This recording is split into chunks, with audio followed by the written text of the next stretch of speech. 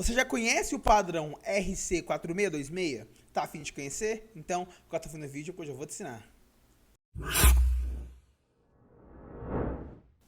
Fala, Builder, beleza? Meu nome é Guilherme Boaventura e eu falo da Web3 Dev. Aqui nós somos um canal com conteúdo exclusivo sobre Web3 para desenvolvedores. E no vídeo de hoje a gente vai falar um pouquinho aí sobre os cofres tokenizados RC4626. Fechou? Bora pro vídeo porque eu preparei um conteúdo muito legal. Show de bola. A motivação aí por trás da criação do RC4626.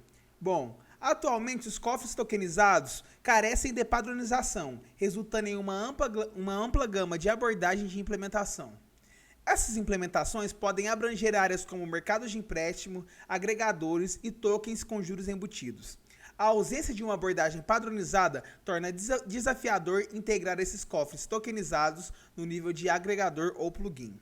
Estabelecer um padrão para cofres tokenizados simplificaria o processo de integração para cofres que geram rendimentos. Bom, nesse primeiro slide aqui a gente está falando um pouquinho aí sobre a falta de padrões que as empresas e os cofres estão enfrentando aí por não manterem um padrão aí, né, por não terem um padrão específico. E agora a gente vai falar um pouquinho aí sobre a criação desse padrão que foi criado para suprir aí esse problema, que no caso é o padrão RC4626, tá? Vamos lá. Como os cofres RC4626 operam? Bom, primeiro a gente tem os depósitos de ativos. Os usuários iniciam um processo depositando seus ativos em um cofre de contrato inteligente. E o cofre agrega todos os ativos tokenizados e em troca emite tokens RC20 para o usuário. Esses tokens RC20 representam a participação de propriedade dos usuários nos tokens agrupados. Então, o que a gente está falando? A gente está falando aqui que a gente agrega todos os ativos tokenizados que a gente tem, em troca ele nos oferece em token RC20.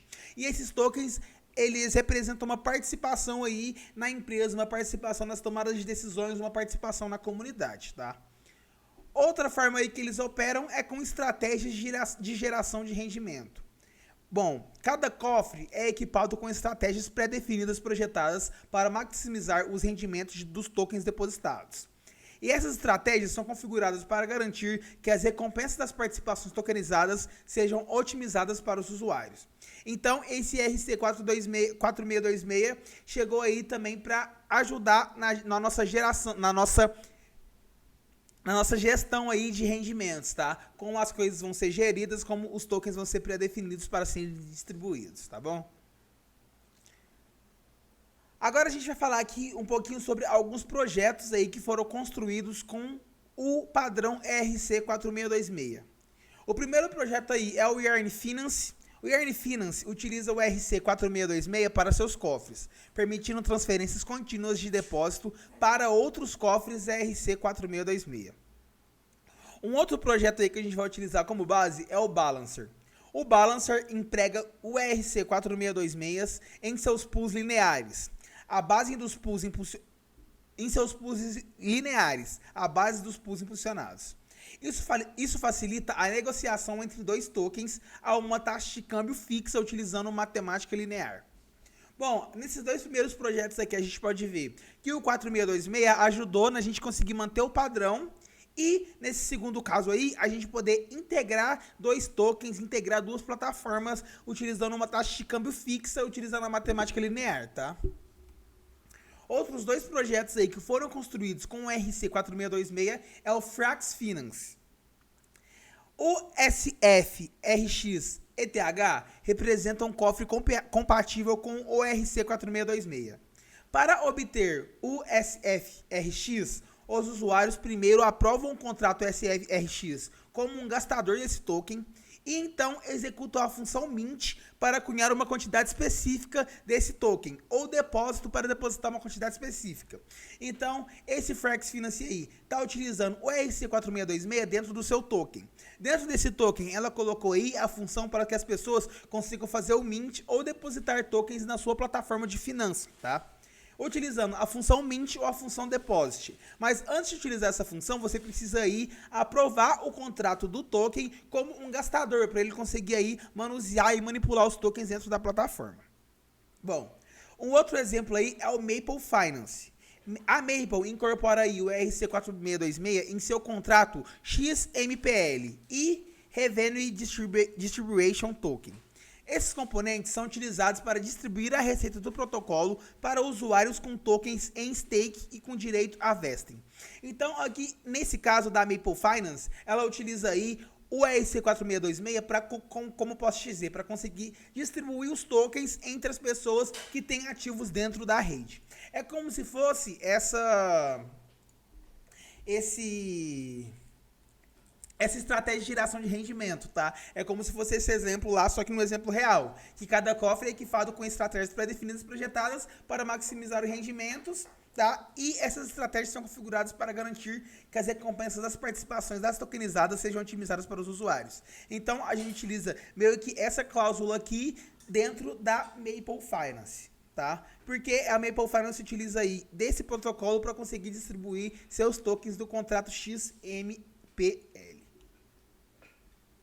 Agora a gente vai ver um pouquinho aí sobre as funções que a gente tem dentro desse padrão. E as primeiras funções que a gente vai ver aqui são as funções de depósitos de ativos, tá? Os depósitos de ativos podem ser realizados utilizando duas funções. Ou a função mint ou a função deposit, que é o que a gente acabou de ver aqui no nosso exemplo da Flex Finance. Então a gente tem essas duas funções que a gente pode utilizar para depositar ativos, tanto a função de mintar, que vai mintar artigos do zero, tanto a função de depositar. Fechou? As duas funções vão ter aí as mesmas lógicas, só que são em nomes diferentes e formas diferentes de executá-las. Mas essas aí são as duas funções de depositar dentro do RC4626. Outras funções que a gente tem aqui são as funções de resgate de ativos. O resgate de ativo pode ser utilizado utilizando duas funções. Ou a função withdraw ou a função redeem. O que essas funções fazem? Essas funções aí, elas vão... É como se você estivesse resgatando um ativo mesmo, como se você estivesse dentro do caixa eletrônico e estivesse fazendo o saque dos seus ativos. Você está ali sacando numa máquina de caixa eletrônico. A gente consegue fazer isso utilizando essas duas funções. Ou a função withdraw ou a função redeem, ok? A gente pode utilizar essas duas funções para fazer o resgate. Bom, aqui a gente tem um exemplo aí real de implementação. Aqui está uma versão um pouco mais fácil de entender para fins educacionais, mas aqui dentro dessa função a gente está utilizando, aqui dentro desse contrato a gente está utilizando a função deposit e a gente está utilizando a função withdraw para a gente conseguir aí tanto depositar, tanto sacar dentro do contrato inteligente utilizando o padrão RC4626. Note que aqui no comecinho ele coloca contract token vault is RC4626. A gente está aí importando o RC4626 dentro do contrato Token Vault e assim conseguiram utilizar as suas funções, que no caso é a função de depósito e no caso é a função de withdraw. Fechou? Bom, o vídeo de hoje vai ficando por aqui. Caso você tenha gostado, não esqueça de se inscrever no nosso canal. Acesse também o nosso Discord, o endereço é discord.web3f.com.br/o YouTube e eu vou ficando por aqui. Valeu!